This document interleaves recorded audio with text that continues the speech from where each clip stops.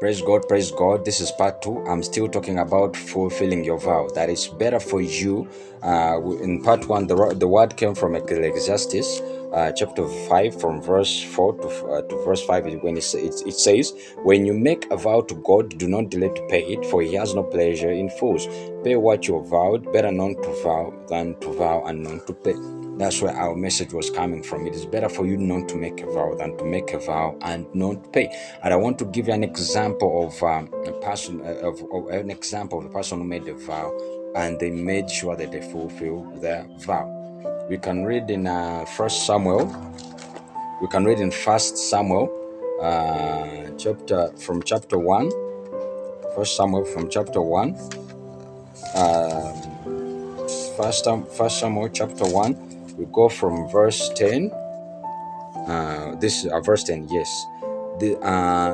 And this is about Hannah. And she was in bitterness of sorrow and prayed to the Lord and wept in anguish. Then she made a vow and said, O Lord of hosts, if you will indeed look on the affliction of your maidservant and remember me and not forget your maidservant, but I will give your will give your maidservant a male child, then I will give him to the Lord all days of his life, and no razor shall come upon his head.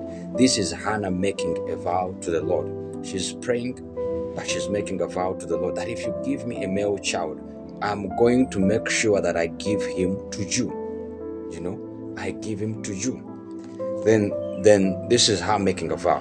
Now in verse 24, after she had got the child, it says, now when she had weaned him, she took him up with her with 3 bulls, 1 ephah of flour, and a skin of wine, and brought him to the house of the Lord in Shiloh.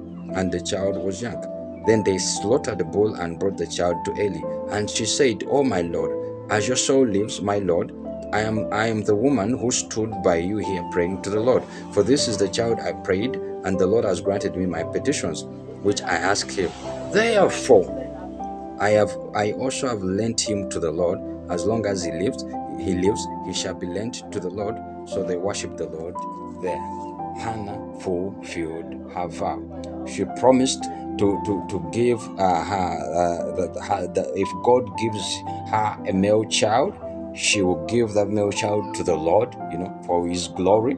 And she fulfilled her vow. Fulfill your vow. You pray to God to give you a child, that if he gives you a child, the child you dedicate him to the Lord, but you are dedicating the child to demons. Fulfill your vow. Don't forget to share.